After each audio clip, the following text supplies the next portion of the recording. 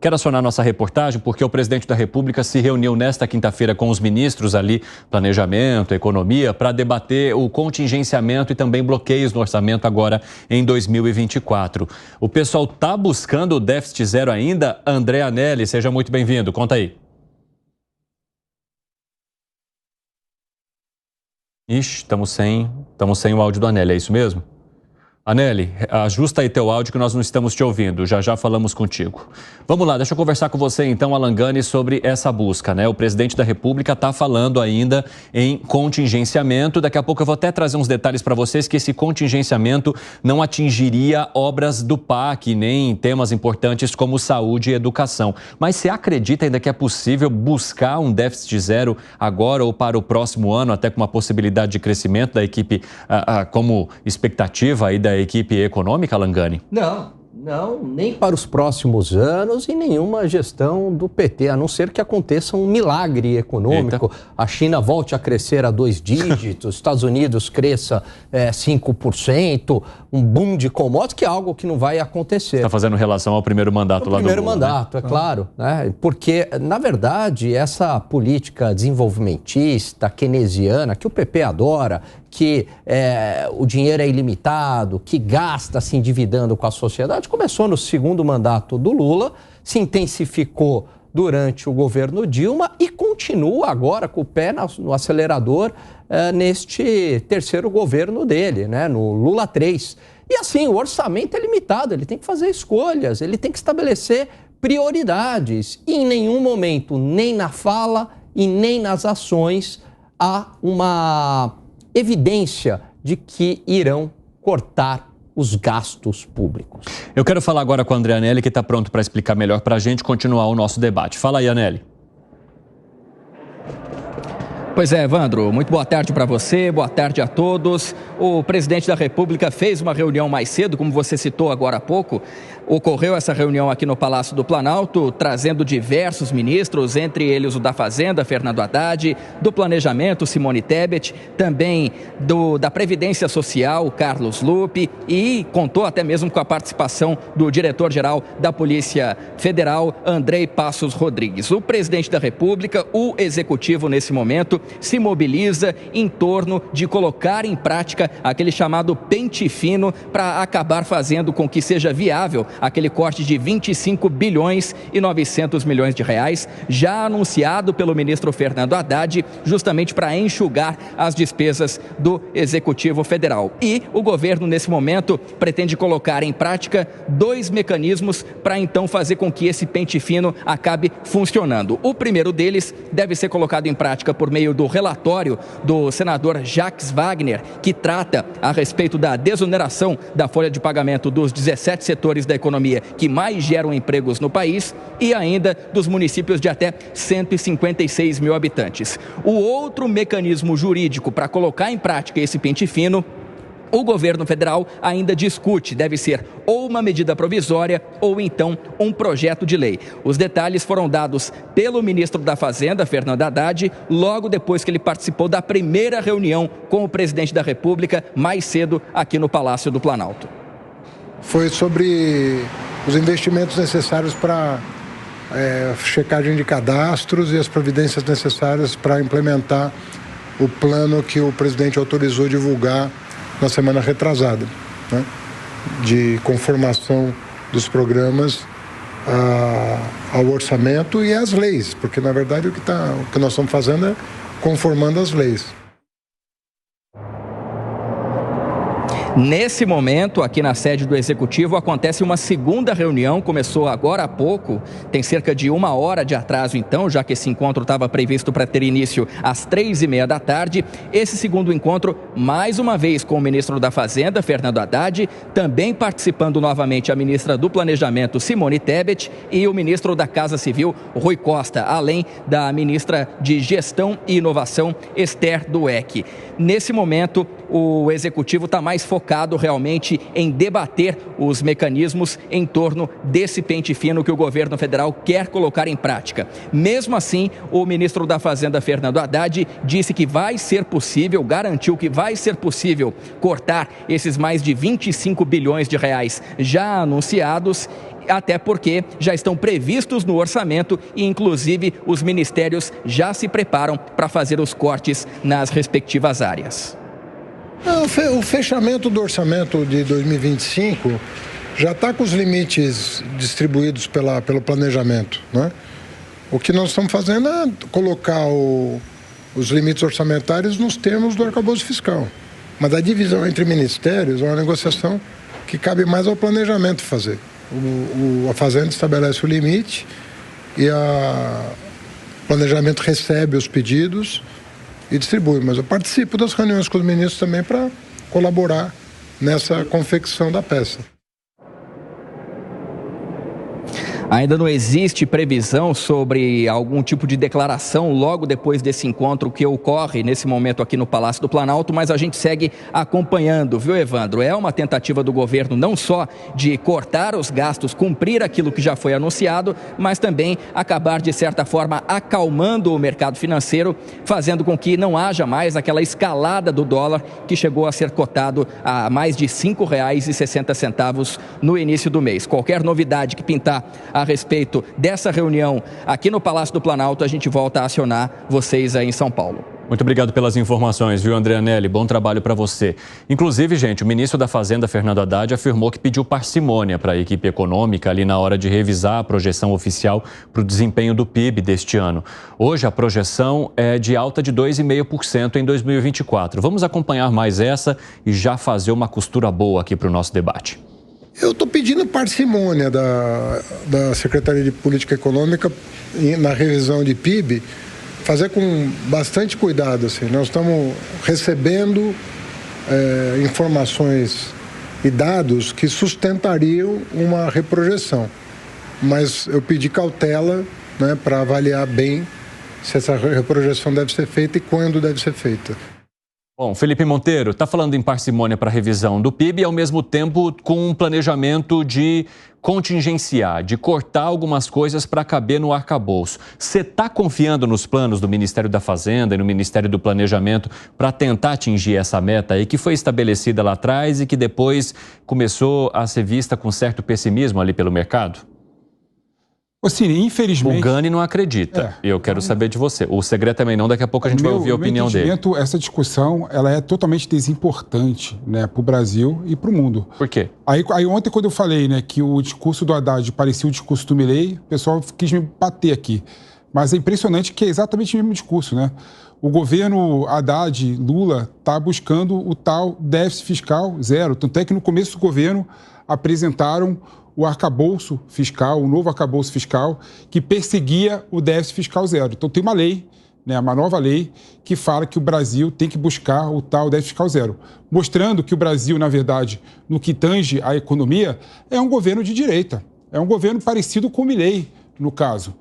E quando eu vejo o Haddad e o Lula de vez em quando consegue fugir um pouco dessa bolha, né, mercadológica, dessa bolha da Faria Lima, dessa bolha de buscar a confiança dos investidores, né, do mundo por conta do tal déficit fiscal zero, que, diga-se de passagem, não tem em lugar nenhum do mundo. O fato que as pessoas que estão nos ouvindo, nos assistindo, têm que entender é o seguinte: você quer ter a educação igual à França, então a gente tem que investir parecido com a França.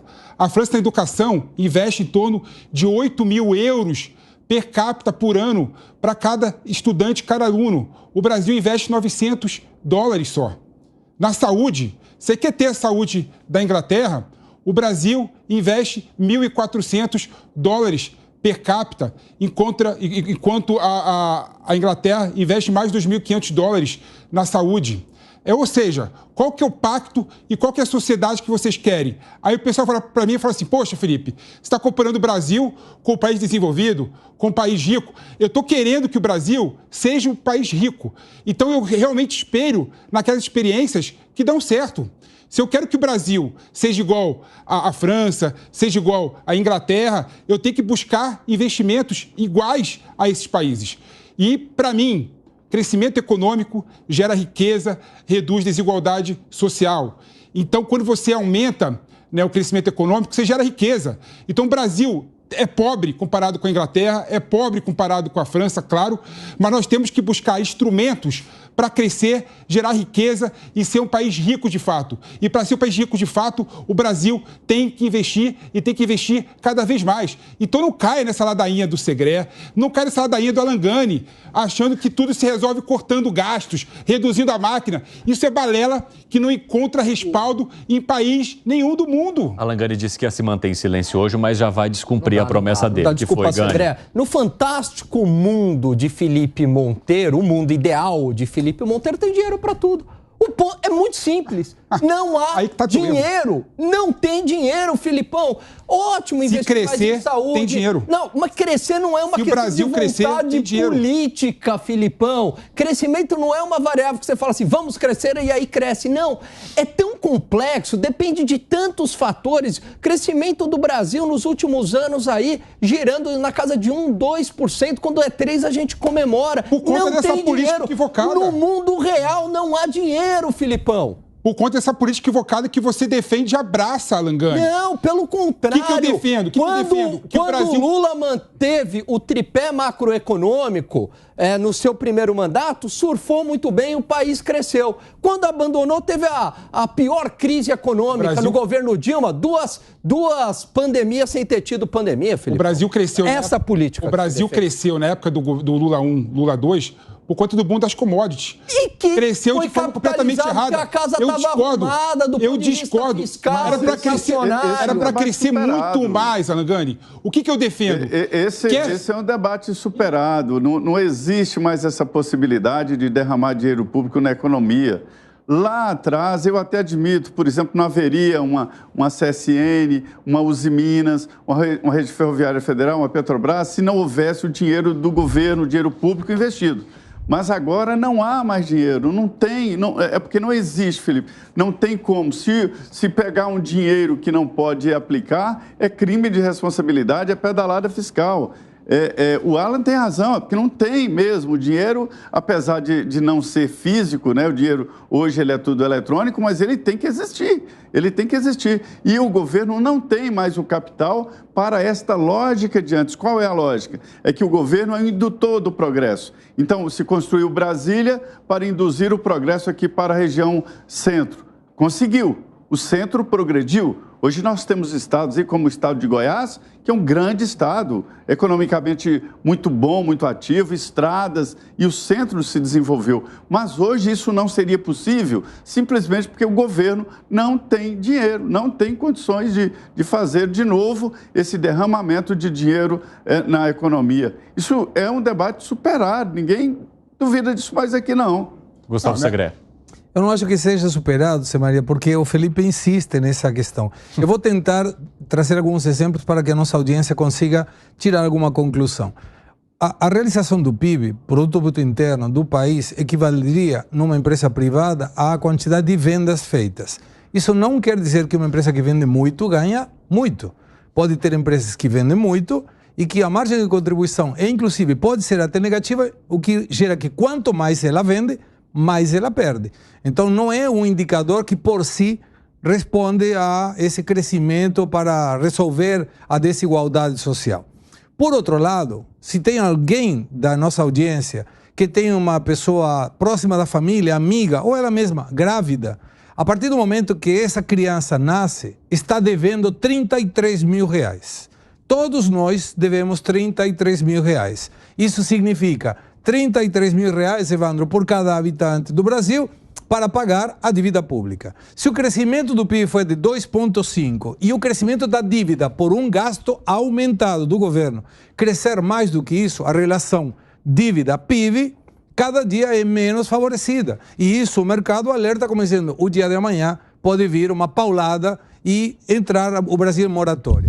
Mas me chamou a atenção uma fala do ministro muito interessante, que ele falei com o presidente sobre o investimento que temos que fazer para evitar falcatruas nos benefícios do INSS. Olha como ele entendeu que é investimento, porque investimento é um investimento, aplicação de recurso em função do retorno futuro. Qual é o retorno? Diminuir que pessoas que não precisam recebam esses dividendos. Mas para finalizar e explicar ao nosso querido PP, se o governo arrecada 100 e ele gasta 90, ficam 10 para investimento. Se ele gastasse 60, ele ficaria com 40 para investimento. E aí concordo com ele. Deveria investir mais em saúde, deveria investir mais em educação e deveria investir mais em segurança. Por que não pode fazer isso? Porque gasta muito e gasta mal. Nós queremos um Brasil com educação europeia. Tá, temos que ter indicadores de crescimento e o ônus vai acompanhando o bônus, mas não tem um bônus sem o ônus. Então não dá para comparar somente numa questão. Olha como a França teve que alterar e vai ter que fazer uma alteração na Previdência. Por que isso? Porque está gastando muito com esse ponto. Então não existe almoço de graça. E para você investir mais, precisa gastar menos. Fala, Monteiro, para a gente arrematar. Não necessariamente, Segre. Não necessariamente. Vai tirar aí que tem um ponto que vocês não conseguem entender e vocês caem na mesma ladainha liberal. O Zé Trindade, tem um ponto que eu queria colocar claro aqui. Imagina o seguinte, vamos lá. Os economistas costumam olhar para si e olhar para o Brasil e fazer a mesma conclusão. Não tem dinheiro.